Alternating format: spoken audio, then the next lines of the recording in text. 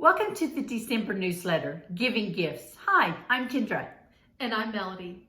We have many great activities this month for you to enrich your child's vocabulary and bring language to ordinary activities. This month, as we talk, read, create, play, and sing, we hope that you remember to Give me 5. Oh my goodness, can you believe it's December already? December is such a busy time. There's so much hustle and bustle and so many things to accomplish. Sometimes it might seem easier for you to just do the task yourself than to have your child help you. This season of gift giving is the perfect chance for you to add words and vocabulary as you interact with your child. There are so many new words and concepts to explore. You might have noticed this giant package in front of me. I put the bow on top, but your child might want to put the bow in the middle, and you could talk about the texture of the bow, and you could talk about the colors of the bow. You could talk about the width of the ribbon. Right here in front of me, this is pretty large ribbon, but in front of me I have some smaller, silkier, smoother ribbon. I also have some nice, just thin gold filigree ribbon, very tiny, but you might be able to tie a nice string and a nice bow. Your child might choose that. Or look at this beautiful ribbon that has delicate leaves on it. I don't know if it really goes with that wrapping paper, but your child, the artist, all children are artists, they might think that that looks beautiful. I chose some shiny, beautiful, colorful wrapping paper, but perhaps you want to wrap your packages in just plain brown butcher paper and let your child draw a picture on the front of it and explore the wrapping that way. I've also have some other little boxes in front of me because not all great gifts come in large packages. Sometimes we have tiny little packages and something good might be inside. Gifts provide the opportunity for you to play guessing games with your child.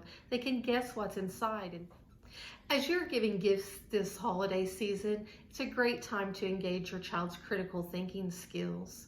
Could a large toy dump truck fit in this box? I don't think so, but maybe a delicate little necklace would be just the perfect gift in here. As you are busy this season, don't forget to take the time to talk to your children about those ordinary things you're doing, like wrapping gifts. Remember, every day, give me 5. The second item in our newsletter is read. In past newsletters, we've talked to you about the importance of teaching your children about the author and the illustrator and about the spine and about how to hold a book. Today, I want to talk to you about the gift you are giving your child when you read to them. You are providing opportunities for your child to hear so much rich language. Children need this rich layer of language before they go to school to be successful readers. You are teaching your children to enjoy books and to enjoy reading, and that reading is a pleasurable activity. You are providing a precious gift that is priceless. You might be thinking, oh, there are so many gifts that I need to get my child. They've been busy making their list this year for the holidays. But the gift of reading is free. You can check books out from the public library and you can spend time reading with your child. And as you do that, that is something that can never be taken away from them. Every word, every phrase, every sentence is embedding a great foundation of literacy in their lives.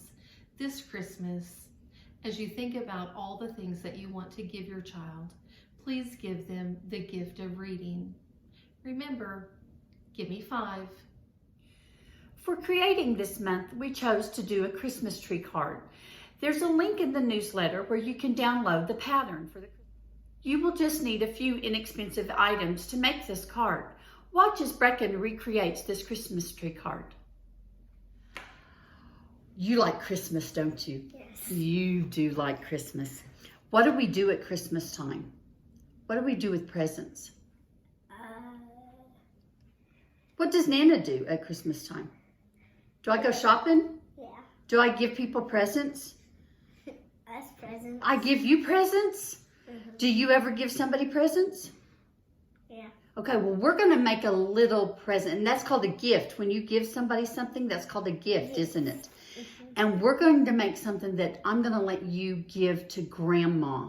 You think she'll like it? Yeah. Oh, I think she will too. So we're going to make a card. So the first thing I need you to do is put your hand on this, and I'm going to trace it. You've done this before with turkeys, haven't you? Yes. You know how to make a turkey out of this? Okay, so while I'm cutting this out, every tree has to have a what at the bottom? Stem. A stem or a trunk. Trunk. The bottom of a tree is called a trunk, right? The branches have stems on them, but the bottom is called a trunk. Well, this is the trunk, and a lot of Christmas trees have what at the top? Stars. Stars. So I want you to color the star yellow and the trunk brown while I'm cutting out the tree part, okay? Get back here.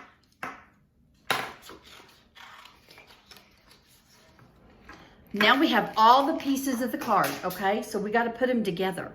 So here, this is what the card is going to be made with. So now we've got to glue on your hands like this right here, okay? Okay. Alrighty. So, and I want you to put this hand like right there. Glue that hand down. Scoot it up to the top. There you go. Now glue this hand like that right there. Okay. Oh, I guess we need more glue on top, don't we? Yeah. What was it going to stick to? Hannah's being silly. Okay. Like that. Just like that. Now, where's the star going to go? Okay, so I need some glue there. Okay, stick the star right there. And now there's your Christmas tree card. You want to show the camera your Christmas tree card? But we don't have any decorations on that Christmas tree card, do we? So, I tell you what I'm going to do. You're going to pick out some of these little bitty pom-pom balls, and I'm going to put dots of glue all over this. Okay, now grab them and start putting them on. Okay. Push them down into the glue, and then Oh, this looks so cool. that does look cool, doesn't it? And it's just itty bitty baby pom-poms. If they were giant, wouldn't be a Christmas tree. What's your favorite color pom-pom? Orange. That's my favorite color pom-pom too. How did I know orange was going to be your favorite color pom-pom?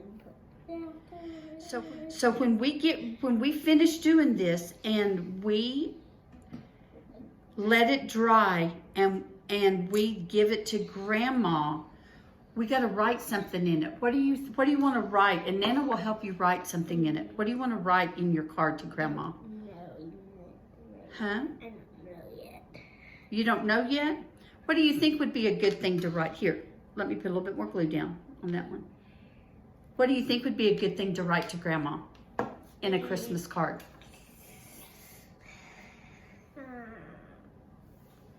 You think maybe wishing her a Merry Christmas. Merry Christmas would be a good thing? Yeah. What else do you need to tell Grandma Thank that she loves to hear you say? I... love you. That's right. I love you. Okay, so show them hold it up with that, and we'll show the camera your card with, ooh, oh yeah, they're already stuck, aren't they? Good job. Good job. After creating the tree card, I realized that the pattern was fine for my larger hands, but for Brecken's hands, the pattern was way too big. You might want to scale down that pattern a little bit when you make that with your child. Remember, give me 5.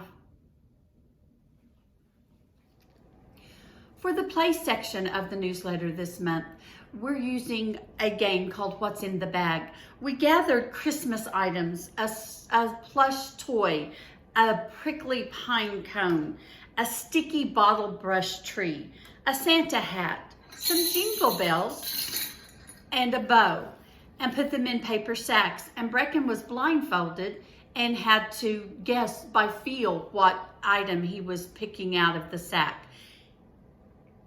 We had practiced this before, but the bottle brush tree and the pine cone threw Brecken for a loop because they both feel kind of sticky and prickly. I used those words with Brecken when I was talking to him about the different items that he was pulling out of the bag. Watch as he plays this game. A little closer. There's different Christmas things in each of these sacks.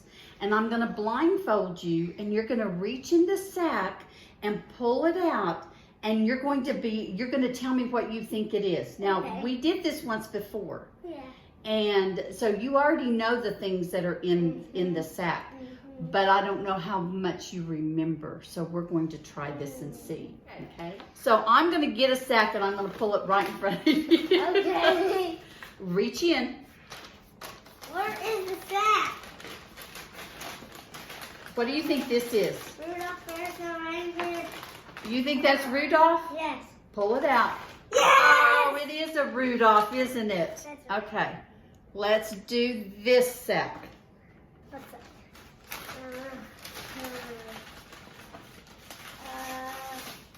I think it's a bow. Oh, yes! I thought because I knew it was the paper.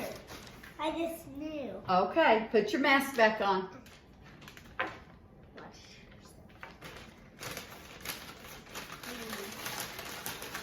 This is hot. The pine cone! Oh, Oh, it's a Christmas tree. Does it feel like a pine cone? Kinda. Kind of, because pine cones are kind of prickly like this, aren't they? Yeah. Yeah, but this is called a bottle brush Christmas tree. Bottle brush. Uh-huh. Put my mask back on. Put your mask. A sock?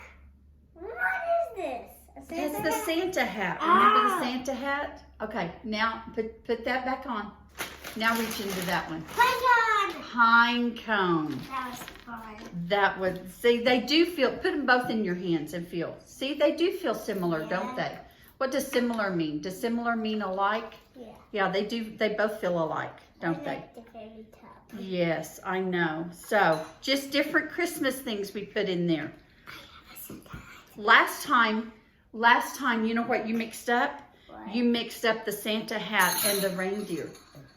Because you just felt that, because Wait they're a both, what do they second. both feel like? Tell me how they feel. They feel soft. They feel soft. Even though I don't do a very good job of it, I love to sing. I love to sing with my grandchildren. I sang with my sons when they were growing up. Brecken loves to sing too. His favorite are Christmas songs all year long. You will hear that child singing in the car, Jingle Bells, in the middle of the summertime. As I was planning on what songs to sing with Brecken, I started really thinking about the words in the songs. And do we ever explain those words to our children and what they mean and what image appears in our mind when we're singing a phrase or a stanza of a song? So we broke down some of those stanzas and some of those lyrics in the songs that we're about to sing. Watch as Brecken does one of his favorite things, and that's to sing Christmas songs over again. Let's sing Rudolph, okay? Okay. Rudolph the red-nosed reindeer had a very shiny nose, and if you ever saw it, you would really say it glows. All of the other reindeer used to laugh and call him names. They'd never let poor Rudolph join in any reindeer games. Then one foggy Christmas Eve. What does foggy mean? It's like you can't see. Like you can't see? Because what it's like there's clouds on the ground? Yeah. Like there's clouds on the ground and it makes it to where you can't see very far outside? Yes. Then one foggy Christmas Eve, Santa came to say, Rudolph, with your nose so bright, won't you guide my sleigh tonight? What does guide mean? If he guided the sleigh, where was he? He was in the front of the sleigh He was in the front of the sleigh. Why do you think Santa put him in the front of the sleigh? before they could see. So he could see, because what made everybody behind him be able to see more? His nose did what? Shine out. It shined out. It lit up, didn't it? Yeah, it did. What's another song you like to sing? Oh, I know you like this song. But You love Jingle Bells. Do you know the first words of Jingle Bells? Jingle bells, jingle bells, jingle all the way. That's usually what we sing, but there's a first part of it. It's dashing through the snow. What does dashing mean? That means running. That means running? So are we running? No. Okay, dashing through the snow in a one-horse open sleigh. O'er the fields we go, laughing all the way. Ha, ha, ha. Yeah. And then it gets into what? Jingle bells, jingle all the way. Oh, what fun it is to ride in a one-horse open sleigh. What? I got you an ornament for it, and it sang the song. I want a hippopotamus for Christmas. You like Christmas songs, don't you? Christmas songs are always fun to sing. We're going to sing a lot of Christmas songs this Christmas time, aren't we? Okay. Now why you do this? I want a hippopotamus for Christmas. Oh, I don't know. And then we hope you enjoyed December's newsletter, Giving Gifts. This is a special time of year, a time that Melody and I both hold dear to our hearts. We've included some great activities for you to share with your child. You could see the enthusiasm Brecken had while doing these activities. We hope that you give your child the gift of language this holiday season. You should talk, read, play, create, and sing every day. Remember, give me 5.